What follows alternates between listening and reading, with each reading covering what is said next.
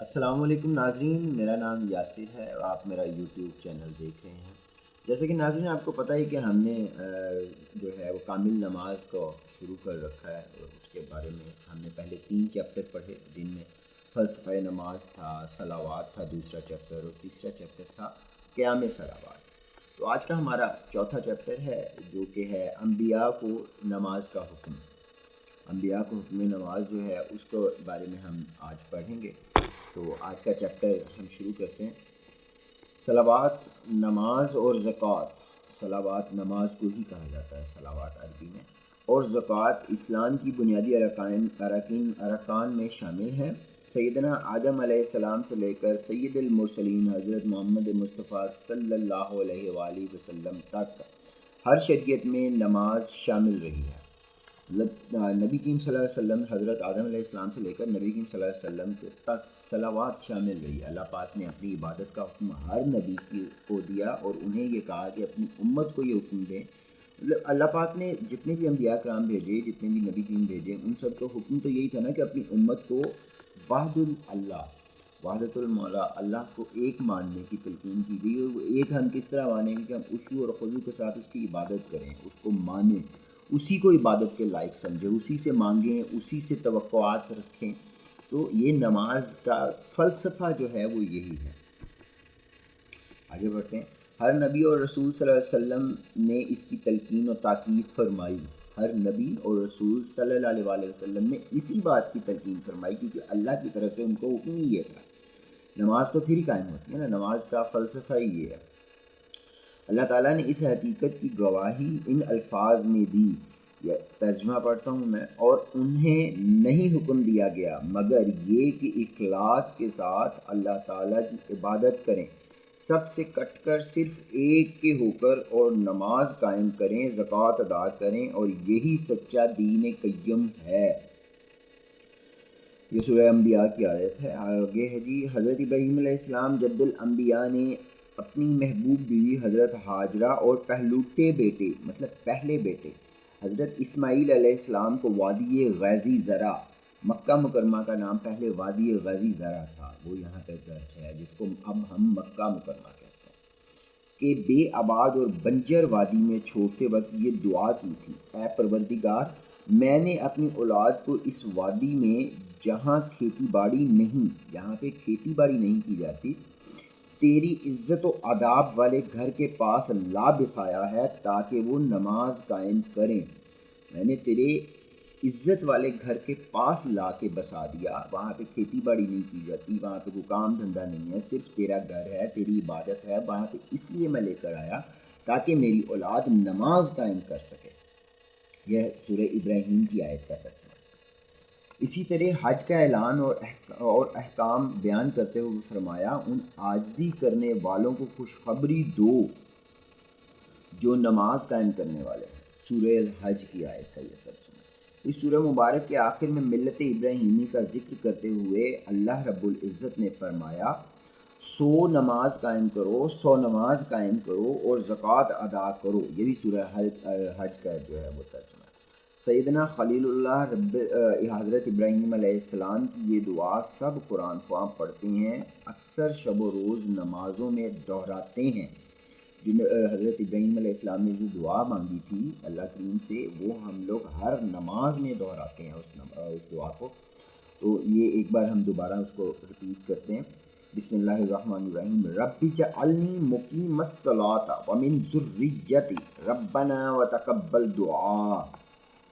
اے پروردگار، مجھے توفیق عطا فرما کہ نماز قائم رکھوں، اور میری اولاد کو بھی یہ توفیق بخش دے۔ اے پروردگار، میری دعا قبول فرما۔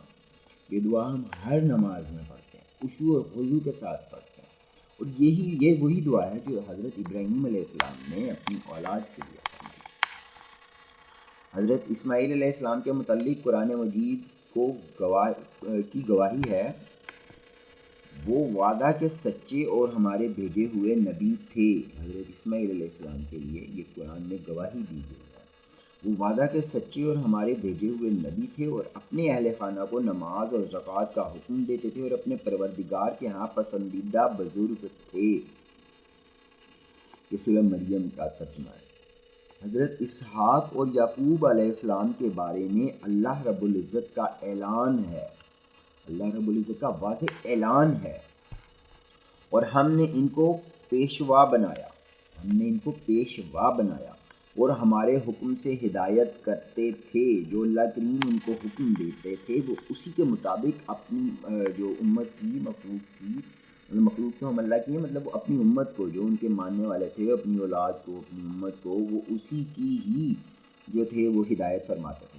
ہم نے انہیں نیک کام کرنے، نماز قائم کرنے اور زکوٰۃ ادا کرنے کا حکم بھیجا۔ سورہ الانبیاء کی آیت کا ترجمہ ہے، یہ قرآن پاک میں اللہ پاک نے ہمیں جگہ جگہ بتایا۔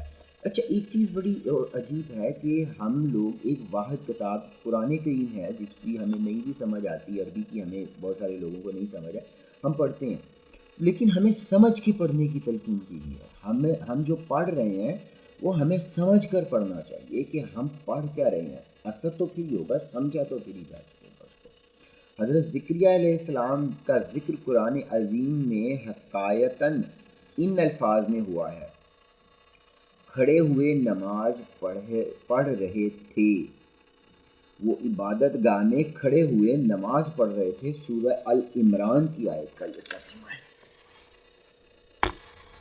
حضرت لقمان علیہ السلام نے اپنے بیٹے کو نہایت واضح اور دو ٹوک الفاظ میں وصیت فرمائی: میرے بیٹے نماز کی پابندی رکھنا۔ سورہ لقمان کی آیت کا یہ انہوں نے واضح طور پر حکم فرمایا تھا، وصیت میں یہ حکم فرمایا تھا حضرت لقمان علیہ السلام نے، میرے بیٹے نماز کی پابندی رکھنا۔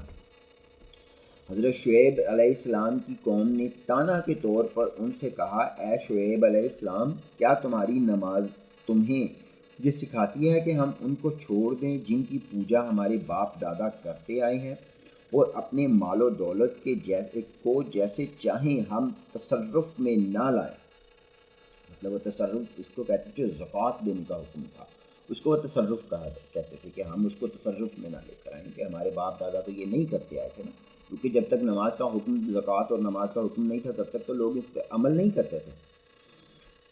تم تو بڑے نرم دل اور راست باز ہو، یہ سورہ ہود کا ترجمہ ہے، تم تو بہت نرم دل اور راست باز ہو۔ یہ انہوں نے سوال فرمایا تھا حضرت شعیب علیہ السلام سے۔ حضرت لوط علیہ السلام اور ان کی نیک اولاد کا تذکرہ میں بھی یہی مذکور ہے کہ اللہ جل شانہ نے اپنے منجملہ دیگر امور کے نماز قائم کرنے کا حکم دیا تھا۔ سورہ الانبیاء۔ حضرت موسیٰ کلیم اللہ علیہ السلام کے حالات اور تعلقات کا ذکر قرآن مجید میں بکثرت ہوا۔ سورہ اعراف میں ان کے تذکرہ کے دوران ارشاد خداوندی ہے: جو لوگ کتاب کو مضبوط پکڑے ہوئے ہیں اور نماز قائم کرتے ہیں، ہم ان کو اجر دیں گے، ہم نیکوکاروں کا اجر ضائع نہیں کرتے۔ سورہ آراف۔ حضرت موسیٰ علیہ السلام کو کوہ طور پر تشریف لے گئے تو آواز آئی کہ اے موسیٰ علیہ السلام، میں تمہارا پروردگار ہوں، اپنی جوتیاں اتار دو، تم یہاں پاک میدان طوا میں ہو، میں نے تم کو منتخب کر لیا ہے، یہ اللہ کریم نے کلام کر کے حضرت موسیٰ علیہ السلام سے یہ فرمایا تھا۔ حکم دیا جائے اسے، سنو، بے شک میں ہی اللہ ہوں، میرے سوا کوئی معبود نہیں، لہٰذا میری عبادت کرو اور میری یاد کے لیے نماز پڑھا کرو۔ سورۃ طٰہٰ۔ حضرت ہارون علیہ السلام اور ان کے بھائی حضرت موسیٰ کلیم اللہ علیہ السلام کو بھی یہی حکم دیا گیا: نماز قائم کرو، اقیموا الصلاۃ، نماز قائم کرو، اقیموا الصلاۃ، نماز قائم کرو۔ حضرت عیسیٰ علیہ السلام کے یہ الفاظ آج بھی قرآن مجید پڑھنے والوں کی تلاوت میں آتے ہیں: جب تک میں زندہ ہوں مجھ کو نماز اور زکوٰۃ کا اشارہ ہوا ہے۔ سورہ مریم میں یہ حضرت موسیٰ علیہ السلام کے بارے میں فرمایا گیا ہے۔ مطلب قرآن میں بہت ساری جگہوں پر بار بار ہمیں نماز قائم کرنے کا جو ہے وہ حکم دیا گیا۔ تو ناظرین، یہ تھا آج کا ہمارا چیپٹر نمبر 4، انبیاء کرام کو جو نماز اور زکوٰۃ کا حکم دیا گیا اور اس کے بارے میں اپنا بہت سارا خیال رکھیے گا. ویڈیو اچھی لگی ہو تو اس کو زیادہ سے زیادہ شیئر کیجیے گا تاکہ باقیوں کا بھی بھلا ہو سکے. اگر آپ نئے ہیں چینل پہ، ابھی تک چینل سبسکرائب نہیں کیا، تو ایسی اور بہت ساری معلومات اور تعلیمات کے لیے ہمارے چینل کو سبسکرائب کریں. اپنا بہت سارا خیال رکھیے گا. اب تک کے لیے بس اتنا ہی. ملتے ہیں انشاءاللہ اگلے چیپٹر میں. اللہ حافظ.